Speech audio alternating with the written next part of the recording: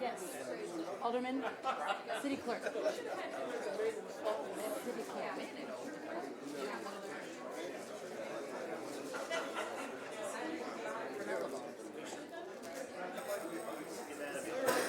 Okay, I won't run you over.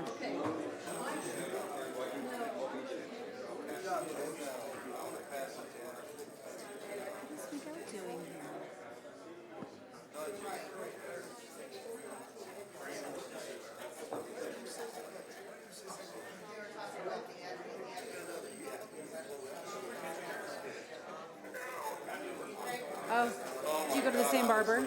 I was looking, I stared at you. You wouldn't even look.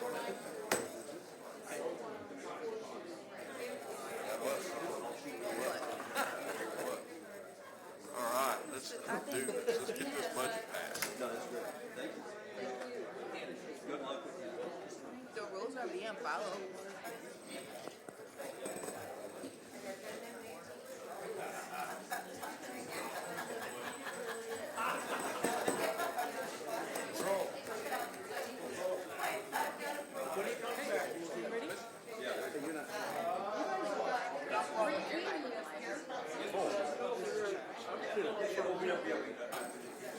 He's the holdup.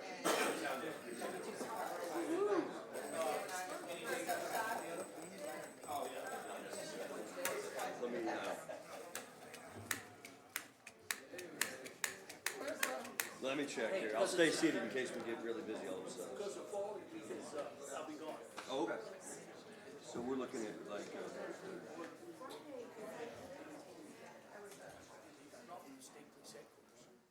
Yeah, isn't it in the budget? That is a county road.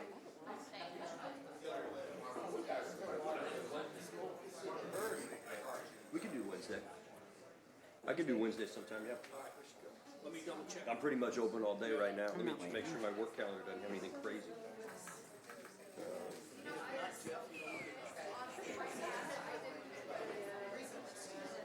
The only thing I have on Wednesday, I have an 11:30. I'll be done by 11:45. So we could go grab lunch and then we could go do something. Are you recording? Yeah, perfect. Perfect. Never asked me. Recording? You're not Ward 1. Clerk. Okay. You recording? All right. Thank you. The chair will call the February 25th, 2025 special meeting of the City Council to order. Please rise for the Pledge of Allegiance. I pledge allegiance to the flag of the United States of America and to the republic for which it stands, one nation, under God, indivisible, with liberty and justice for all. Clerk Redpath, will you please call the roll? Yes, ma'am. Alderman Cox. Here. Alderman Gregory. Here. Alderman Williams. Here. Alderman Rockford. Here. Alderwoman Purchase. Here. Alderwoman Nutriano. Here. Alderman Carlson. Here. Alderwoman Conley. Present. Alderman Hanauer. Here. Alderman Donlin. Here. Mayor Busher. Present. We have a quorum, Mayor. Thank you, Clerk. The civility pledge. In the interest of civility, I pledge to promote civility by listening, being respectful of others, acknowledging that we are all striving to support and improve our community, and understanding that we each may have different ideas for achieving that objective. The next item on the agenda is item number 2025-096, Annual Appropriation Ordinance of the City of Springfield, Illinois for the fiscal year beginning March 1st, 2025 and ending February 28th, 2026. The chair will entertain a motion to place agenda item number 2025-096 on final passage. So moved. Second. We have a motion and a second. Any discussion from the council? Mayor, real quick. Alderman Hanauer. Congratulations to the administration and to our budget people for, I know it seemed like it was a fairly simple process this year. Glad to see that we got it done. We're a little late, but, you know, we got the books and everything early, which I appreciated. So thanks again. Absolutely, Alderman, and I know that you like techno music, but maybe we can get that microphone of yours checked out before the next music, so you don't sound like Mr. Roboto. Yeah. Techno music, that's funny. Take you back, don't it? And before I call on Alderman Dodlin, on a side note, I just want to thank Chief Scarlett for coming up and talking about the barricades. As Alderman Gregory pointed out, that situation happened on January 1st, in New Orleans, and your budget books were out way before then, so that was not in the original budget, so thank you. Thank you, Chief. Alderman Donlin. Yeah, thank you, Mayor. Real quick, I just want to thank the staff and you, Mayor, for getting us the budget books before Christmas, and we've had a couple of months to look at these documents and delve into them, and I appreciate the input and the clarifications that the department heads gave us during the hearings, and I want to thank all of you for your questions and wanting to basically understand what's in the budget, because it is indeed our roadmap for this coming year, and it also bleeds into the future years. So thank you very much for everyone involved, and appreciate it, and let's just hope we can get this moving forward. Thank you, Alderman. Alderman Gregory. No, I agree with everyone, and you know, I have to say, because I ask a million questions, and sometimes I don't want to ask the questions because I don't want anyone to think I'm just, you know, trying to start some trouble. But I thank our budget management team for really working with me and help me understand. And Public Works, you know, I'm sorry about my little mistake. They're trying to add some property to you that ain't there, but it's important to us, so I appreciate everyone. And you know, I'm just, from my accounting thing, I wish I would have paid attention a little harder in school, but I'm trying to really buckle down on it, man. And you know, cause some of you senior people gonna go, so we gotta learn and budget. And Jennifer, Alderwoman Otrano, is very good at it. So I just appreciate everyone, and we're gonna continue to work. Thank you. Alderman Cox. Yes, thank you, Mayor. I just want to say thank you. I won't go through any of the names specifically, but I'm a little late to the ball game here, as I've been on, I guess, 1 week technically. So I was very nervous about the budget, and I had a lot of people help me understand what was in it and how it was going to affect the city and what have you. So I just want to kind of throw that blanket thank you out there to everybody, and happy to be here. Happy to have you. Any other discussion from the council? Okay, we had a motion and a second. So are we going to roll call vote, I guess? Oh, wait, sorry. We had my apologies to two people who signed up to speak on the budget. We're going to get, since alders are done speaking, we're going to get to the citizens who signed up to speak before we vote. The first person signed up to speak is Ken Pasha. You downstairs. in the hallway. He's smoking. We'll circle back to him. The next person signed up to speak is Bella Sabo. We'll let Bella speak if you're okay, Mr. Pasha, since you run the hall, and then you can speak after her. Are you okay with that? Thank you. All right. Go ahead, Ms. Sabo.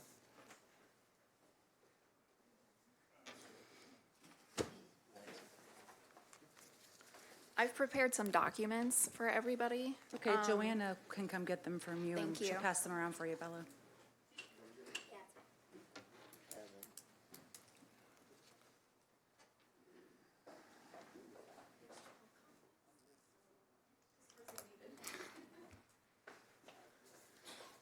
Okay, good evening, everyone. For those who do not know me, my name is Bella Zabo, and I am the Executive Director of the Springfield Area Arts Council. Here with me is Douglas Holt. He is one of my directors on the board of the Arts Council.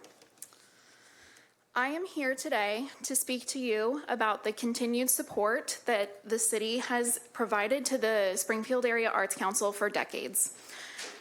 The city has provided an annual $30,000 donation as an investment in the Arts Council, which has historically come from the Office of the Mayor. I am here to request that this investment, which has enriched the community for decades, to continue to be included in your fiscal year 26 budget. I want to address a concern that was raised by Chief of Staff Mike Disco. In a phone conversation between the two of us, he indicated that if the city funds one nonprofit, all will ask for funding, which led to the decision to disinvest in the Arts Council. We are not just another nonprofit. We are the foundational arts organization in the community. Our programs directly impact businesses, artists, schools, and organizations across Springfield. According to the Arts and Economic Prosperity Calculator created by Americans for the Arts, which I've included in the handouts for you, our programs contribute nearly $28,000 annually to local government revenue. So you can see that the return on your investment is right there. City funding makes up 20% of the Springfield Area Arts Council's budget, And this enables us to host First Night Springfield, which is a family-friendly, affordable New Year's Eve event that brings thousands of people to downtown Springfield. The city funding also allows us to provide grants to local artists. The City Arts Grant has funded countless projects through the decades. In 2024, the City Arts Grant funded Devin Larson's Fay Propaganda Art Fair, which brought thousands of regional visitors to downtown Springfield.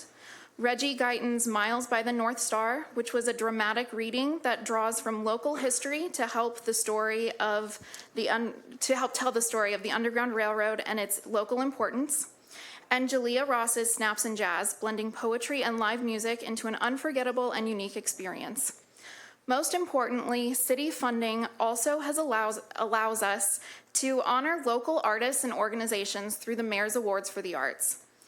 This recognizes our arts leaders in the community and has done so for nearly 40 years.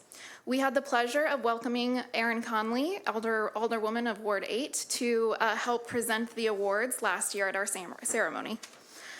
This impact goes beyond the arts.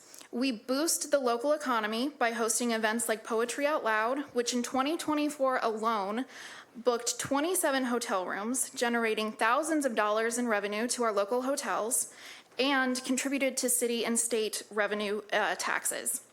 Additionally, we contract with local businesses like Star Graphics Media, Capital Blueprint, Cons Catering, and many more to provide program materials year-round. We also rent venues like the Hoagland, the Inn at 835, and Ace Sign Company for our various events. We support downtown revitalization by juring artisans and curating live music at the Old Capitol Farmers Market, where Downtown Springfield Incorporated reports increased sales when music is present.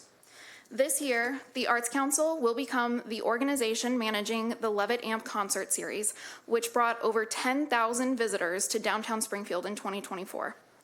Without city funding, Springfield will see real loss. The City Arts Grant will end, First Night Springfield will be downsized, and the Mayor's Awards will be in jeopardy. The free programs that have enriched this community, like Artist in the Park and Shakespeare in the Park, will not be sustainable. I urge you to continue funding the Springfield Area Arts Council at $30,000 annually. This is not charity, it's an investment in a thriving Springfield. Thank you. Did you want to say something?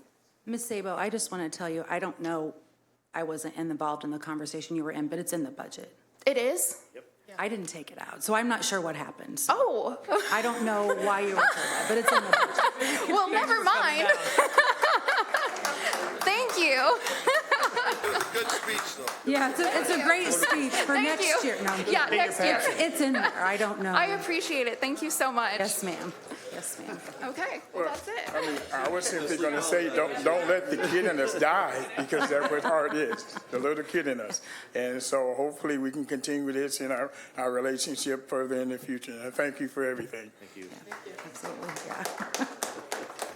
All right, thank you, Mr. Pasha, for being a good sport. It's your turn now.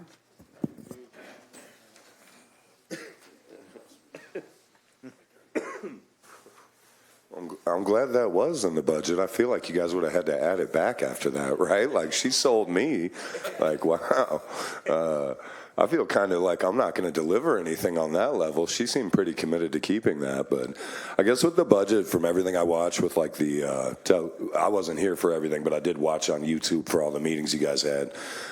And I mean, I guess it's interesting to see how the budget process works internally. But I think it's more important to note kind of the things that weren't there.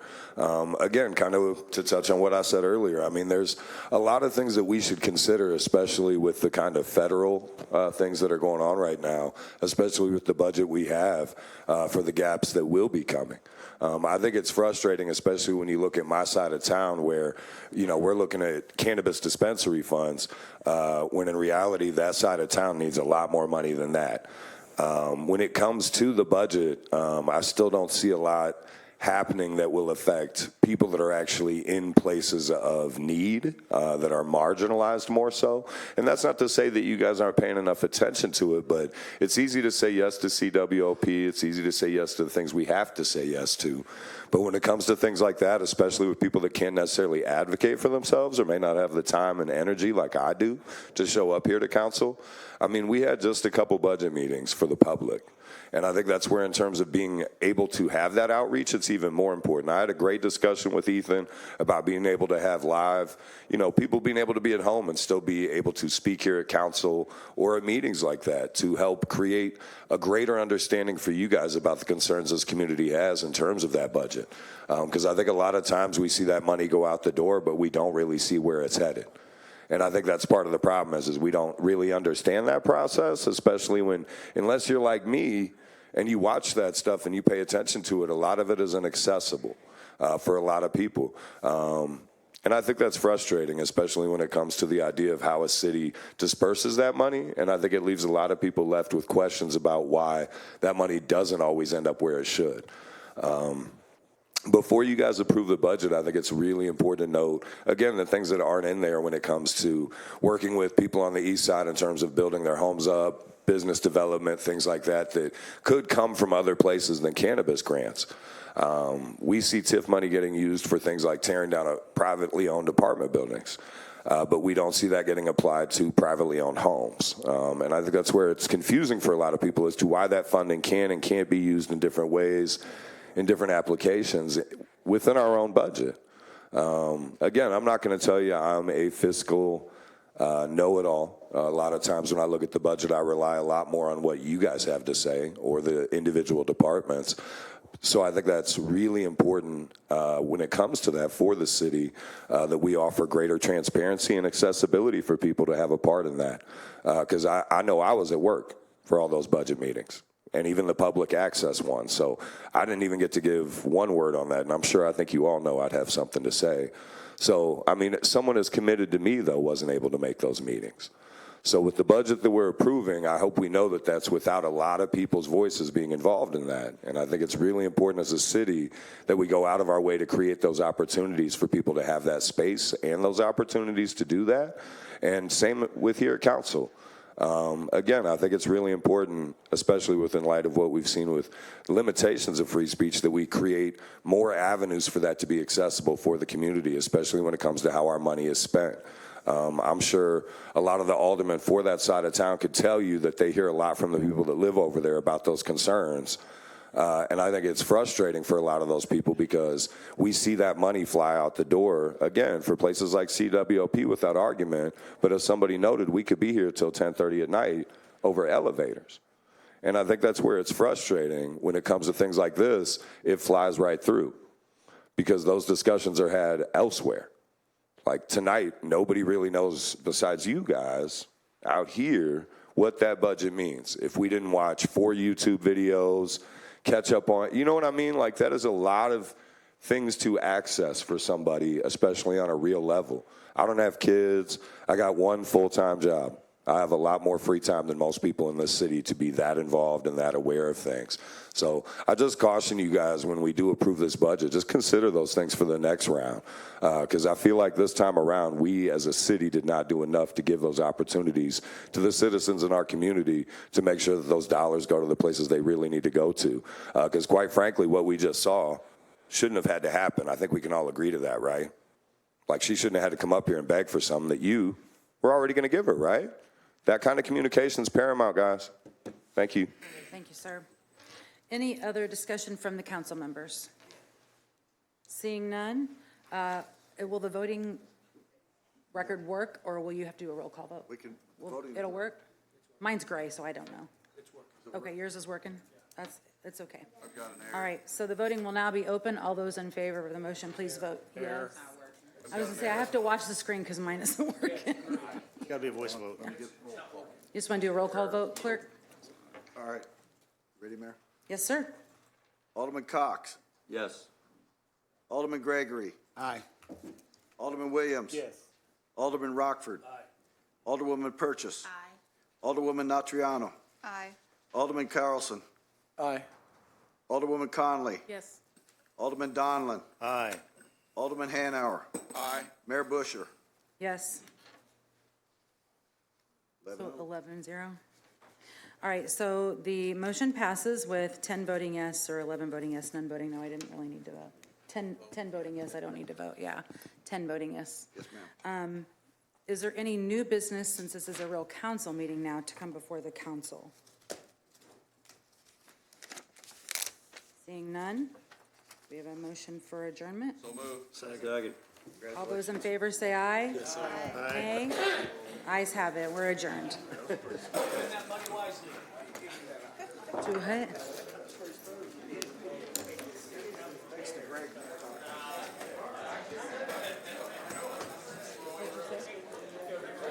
Hey, yeah, nice to meet you. I really felt like the barricades were needed. I wanted to put, at Juneteenth, I was going to put dump trucks in there. I took one when I was like in second grade, about,